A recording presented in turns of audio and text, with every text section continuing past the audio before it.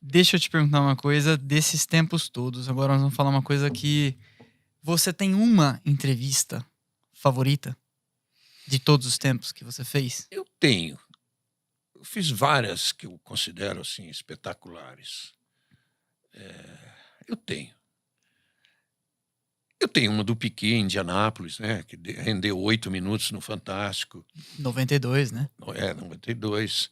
Eu tenho algumas do Emerson, sempre espetaculares. Tá? Tem alguns furos, né? Por Claro. exemplo, quando a Copersucar comprou a Wolf, o meu jornal o Estadão falou, não, deixa para um lado, porque ele já estava assim com a Copersucar aqui, né? Coisa de brasileiro mesmo. Uhum. Isso aí não vai dar em nada. Comprou a equipe Wolf, que era uma equipe que já tinha vencido corridas. Eu falei assim, olha, vocês me permitem, eu vou oferecer para outro jornal. O Globo publicou. Aquilo foi um furo bacana. Uhum. Né? Mas para definir uma, eu vou pegar uma que está no filme. No filme do Ayrton Senna. Aquela de Suzuka 88. De Suzuka 88. O que acontece? Não era ainda a época da minha briga com ele, que mais tarde começou em 1990, final de 90. Mas já era uma época assim que a gente estava ligeiramente balançado, porque toda aquela coisa, muita gente dizia para ele, Reginaldo dá mais importância, dá mais atenção para o Piquet do que para você e tal. Ele ficava com aquela coisa atrás da orelha, né? Aquela pulga atrás da orelha. Então, a gente estava assim, meio... Não estava rompido, nada. A Betise Assunção era assessora de imprensa e eu fiquei lá em cima. Eu não fui... Bom, primeiro o motorhome no Japão eram containers. Uhum. Às vezes 2 andares de containers, um da equipe, outro... Um ficava a equipe trabalhando, o outro ali... Não cabia todo mundo, né? Então, ainda mais numa comemoração de uma vitória, tal, de um título, eu falei, não vou lá, que, né? Não é um caso. Aí a Betise falou assim, eu vou lá, vou falar pro Ayrton que você está aqui esperando. Eu falei, tá bom. Até tem uma imagem bacana que aparece em vários trechos aí que eu tô de costas, me lembro muito bem de um casaco bege, tô de costas assim, conversando com pessoas da equipe McLaren, e ele vem, eu não tô vendo ele chegar, ele vem, me pega pelo ombro e me puxa para ir lá pro local da entrevista. Então essa entrevista, por que eu gosto muito dela?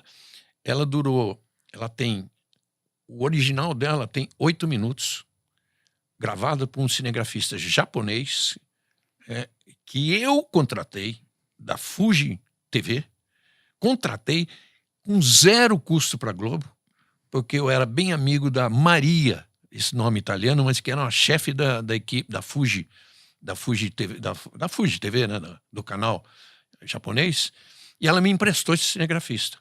Então, feito por um cinegrafista japonês, eu tenho as fitas originais, numa fita que não é nem beta, nem a DAT, que mais tarde surgiu, uma fita intermediária, assim, um pouquinho maior que um celular. Eu tenho em casa guardado. Guarde bem. Guardo bem.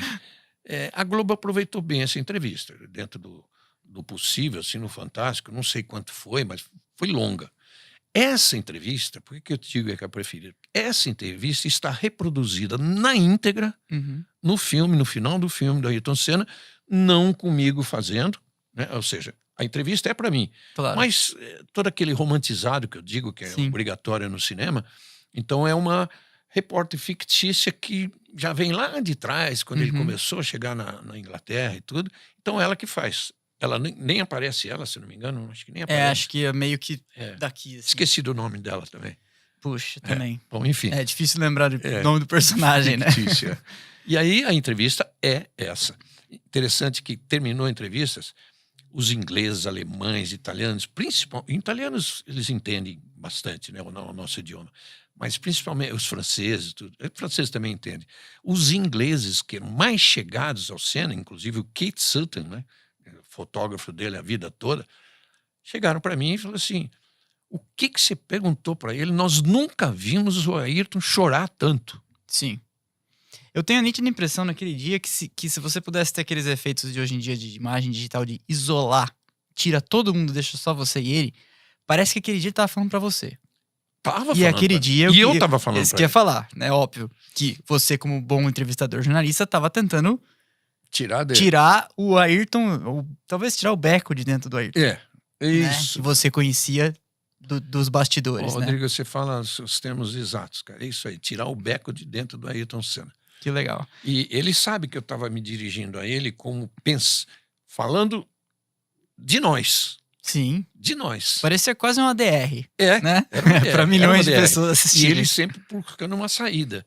Para não falar diretamente de mim, ele falava: sinto falta da minha família, da minha namorada, sinto falta disso. Deixou alguém para trás? Deixei, fulano. Sempre uma saída, mas ele sabia muito bem de quem eu estava falando. Sim, sim. E aí, falando de um personagem desta época, daquela época e desta época, que você reencontra hoje, um casamento, eu diria até, de décadas, o Galvão. Puxa, vocês dividiram, né? E é outro que ensinou a assistir Fórmula Sim. 1, aliás, Eu e esporte ele, em claro. geral, né? Vocês dois juntos. Eu inicialmente porque era pelo Estadão ainda, mas na televisão ele e eu, com Sim, certeza. exatamente. E aí vocês se reencontram agora, depois de tanto tempo, né? Ainda que não estejam dividindo as transmissões. Mas como que é? É encontrar um velho conhecido, um velho amigo? Qual que é o quente no coração que dá? É exatamente isso. Eu nunca deixei de falar com ele, às vezes pessoalmente, mas como ele também é muito ocupado, como eu sou, a gente falava muito por WhatsApp, né? Mas às vezes encontrava. Ele num outro tipo de vida, tal, né, fazendo outras coisas, mais futebol e tudo. Quantas vezes ele me convidou lá para o programa dele no Sport TV ainda.